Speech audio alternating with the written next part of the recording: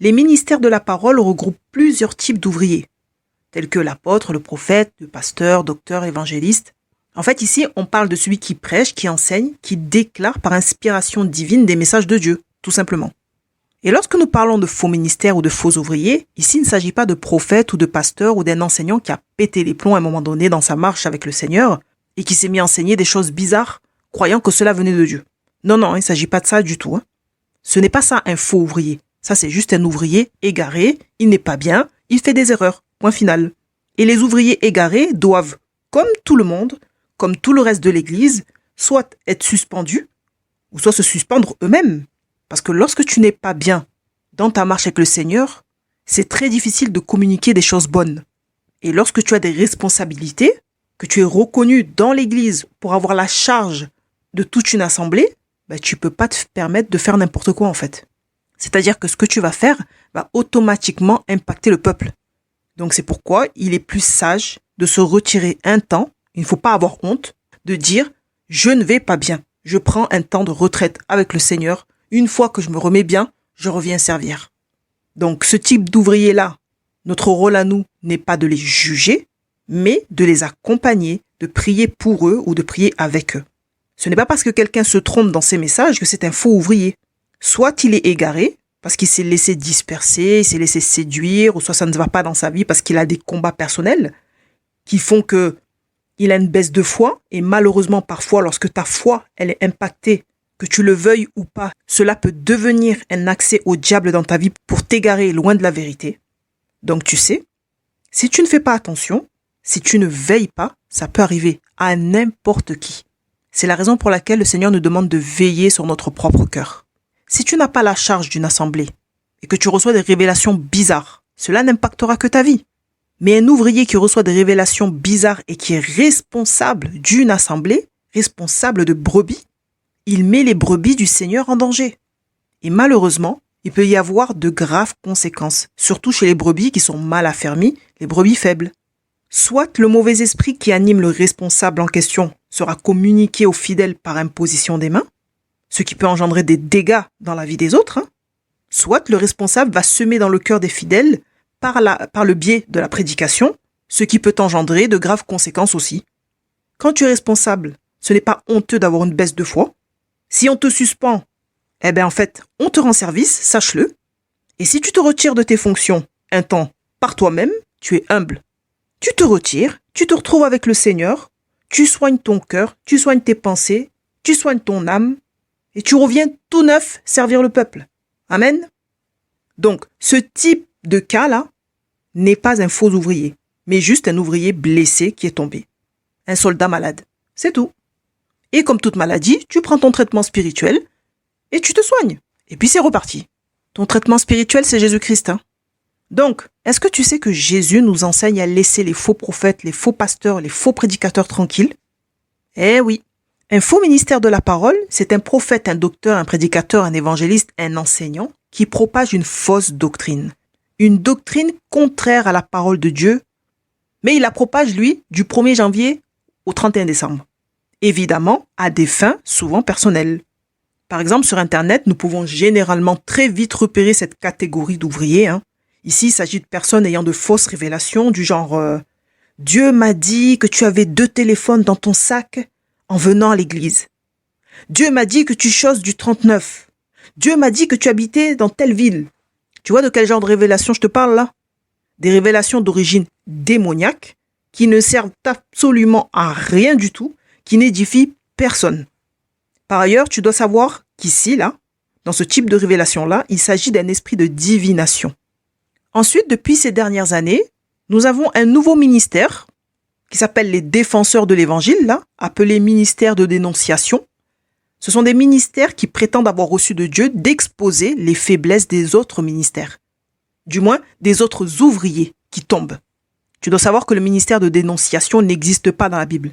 Et il est même d'origine diabolique. Puisqu'au lieu de couvrir par l'amour le péché d'un frère ou d'une sœur, au lieu d'aller voir en privé ton frère ou ta sœur qui a fauté, de l'exhorter à revenir de sa mauvaise voie, et de prier pour lui ou elle, toi tu vas exposer ses faiblesses devant le monde entier pour l'accuser.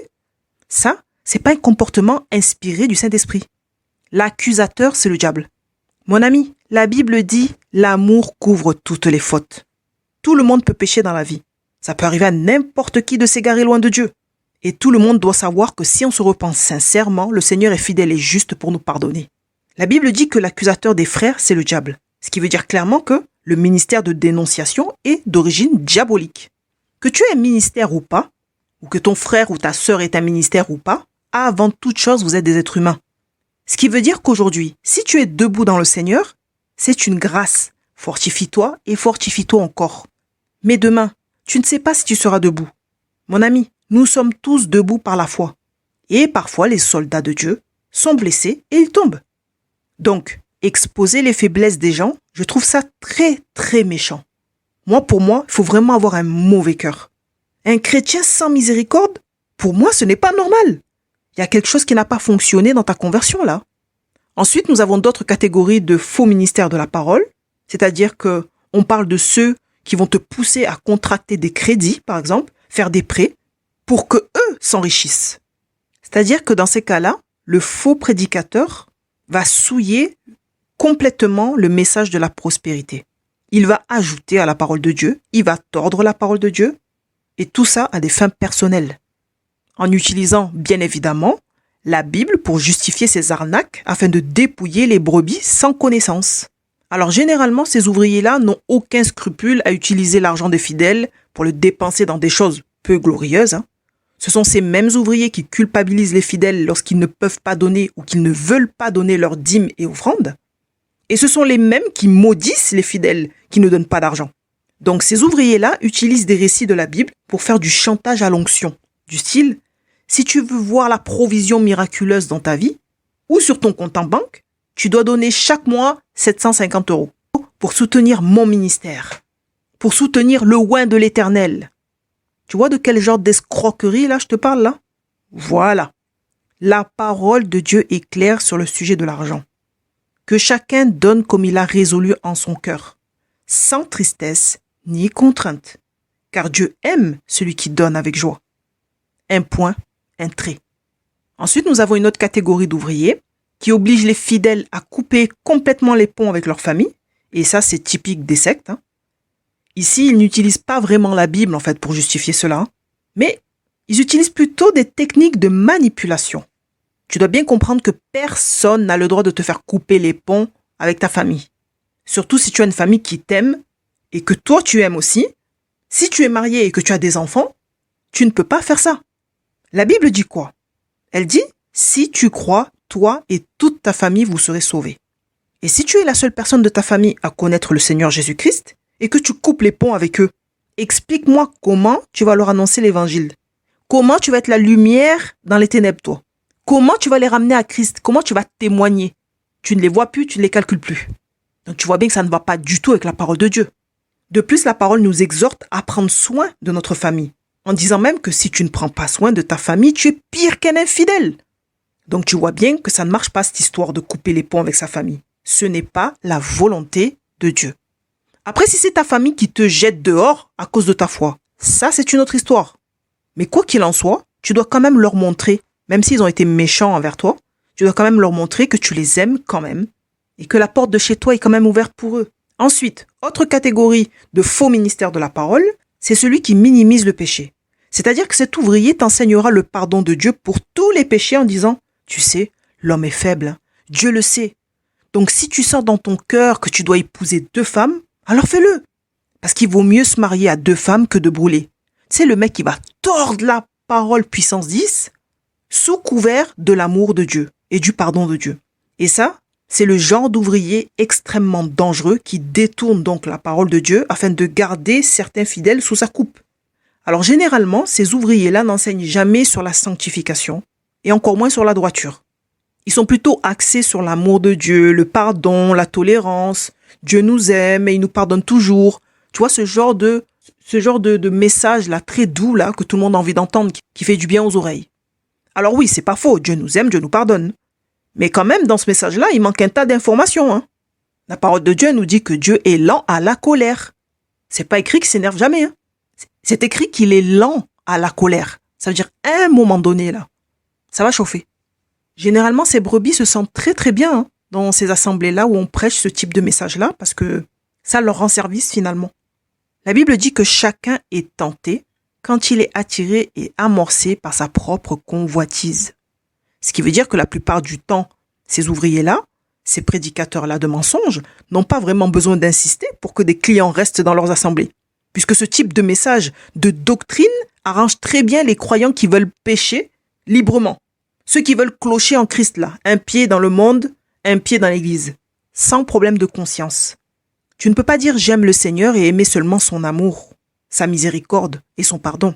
Tu dois aimer Dieu dans tout ce qu'il est, c'est-à-dire dans sa miséricorde, son pardon, son amour, mais aussi dans sa justice. Donc résumons, un faux ministère de la parole, c'est un ouvrier qui sème une mauvaise semence dans ta vie.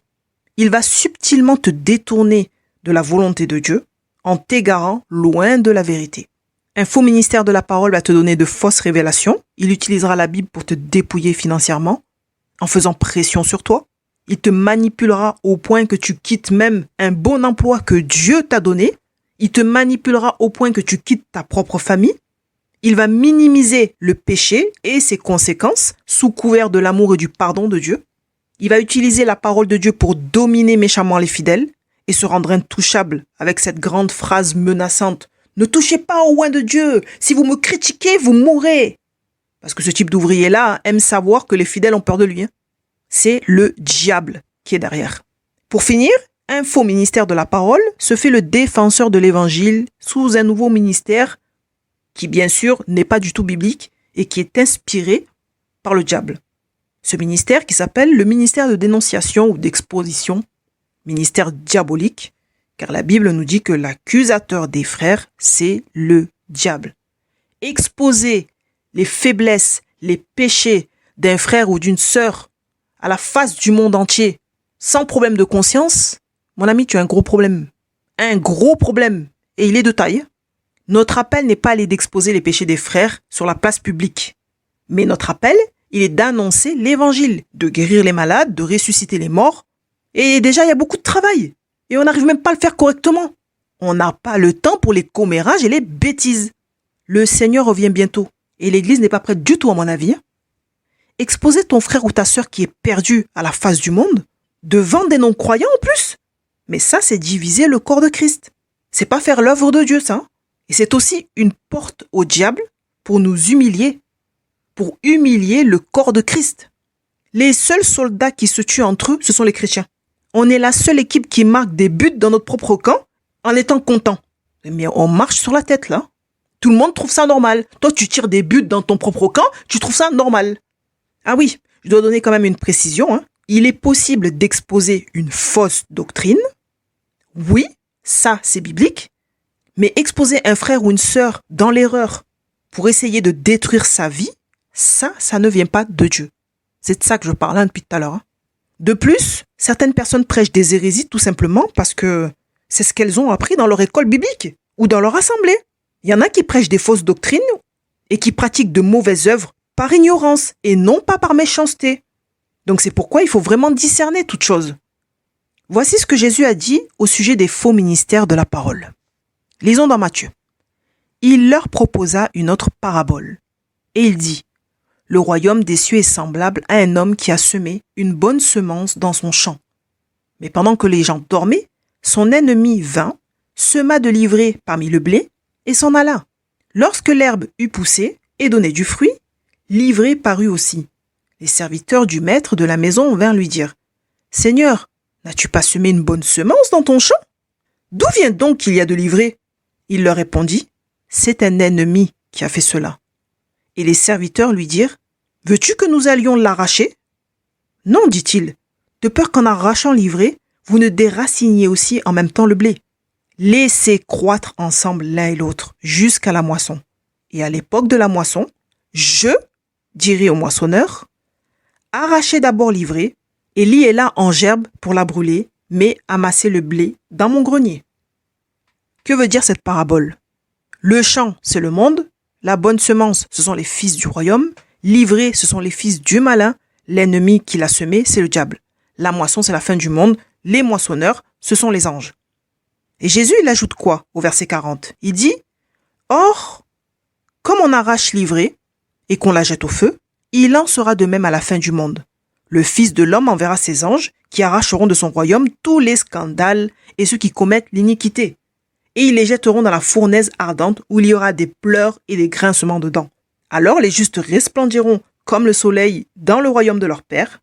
Que celui qui a des oreilles pour entendre, entende. Amen. Mon frère, ma sœur, tu peux constater que Jésus ne blague même pas un peu avec les faux ouvriers. Même pas un peu. L'ivrée représente les faux ministères de la parole, les fils du malin qui viennent semer de fausses doctrines dans le corps de Christ afin de détruire, d'égarer, de diviser, de dépouiller les brebis du Seigneur. Parce qu'il ne faut pas oublier, les brebis, elles sont au Seigneur. Face à ces faux ouvriers, Jésus nous dit clairement au verset 29, « Non, n'arrachez pas l'ivraie, de peur qu'en arrachant l'ivraie, vous ne déraciniez en même temps le blé. » En gros, laissez-les tranquilles faire leurs affaires. C'est moi-même qui vais m'occuper de leur cas. C'est ça l'instruction que Dieu nous donne. C'est pas d'aller exposer les gens n'importe où, n'importe comment, en donnant le nom, le prénom, l'adresse de l'église. Ça ne se fait pas. Nous avons reçu le ministère de la réconciliation, pas le ministère de la division et des querelles. Notre fonction d'ambassadeur pour Christ ne nous permet pas d'agir n'importe comment. Notre mission, elle n'est pas d'exposer les ouvriers égarés, mais d'annoncer la bonne nouvelle de Jésus-Christ, de prêcher le message de l'Évangile, tel que Dieu nous l'a enseigné dans sa parole. Jésus savait très bien qu'il y aurait des loups dans la bergerie, il était au courant. Il savait très bien qu'il y aurait de livrés, des faux ouvriers, des faux ministères. Il le savait. Mais il nous enseigne, non pas à aller arracher l'ivraie, mais il nous enseigne à veiller, à discerner, à renouveler notre intelligence par le Saint-Esprit, afin de discerner la volonté de Dieu, ce qui est juste, agréable et parfait. La destinée des faux ouvriers qui ne se repentent pas de leur mauvaise voie, elle est déjà bouclée. Donc voilà, nous devons vraiment comprendre qu'il y a des choses qui ne nous appartiennent pas, mais à Dieu seulement. Nous avons la possibilité évidemment d'exposer une fausse doctrine, mais nous ne sommes pas autorisés à exposer les faux ouvriers pour chercher à détruire leur vie. Tout simplement parce que certains ouvriers sont dans l'erreur. Ce qu'ils font, ils le font par conviction. Ils pensent que ce qu'ils font et ce qu'ils disent est juste. Et le jour où le Saint-Esprit les touche, ils se repentent et ils changent de discours et ils changent de manière d'agir. C'est pourquoi il ne faut pas faire n'importe quoi. Paul était un pharisien, hein. Il était de la secte la plus rigide. Il était violent, meurtrier et persécutait les chrétiens. Il faisait partie de l'ivrée jusqu'à ce que Jésus le touche. C'est-à-dire que Dieu voyait un peu plus loin que les mauvaises choses que Paul faisait. Et c'est la raison pour laquelle, dans la parabole, lorsque les serviteurs demandent au maître « Veux-tu que nous allions arracher l'ivraie ?» Le maître répond « Non, laissez parce que vous allez déraciner aussi le blé. Et il ne faut surtout pas. » Donc, que faire des faux ministères ? Eh bien, nous devons les laisser. Car c'est Dieu seulement qui va s'en occuper. Ce n'est ni notre rôle, ni notre appel. Nous devons nous focaliser sur ce que Dieu nous demande de faire. Notre priorité se trouve là. Entretiens-toi par les choses de Dieu. Tiens bon, tiens ferme. C'était ta sœur Charlène, diaconos de l'église de Jésus-Christ. Que Dieu te bénisse abondamment.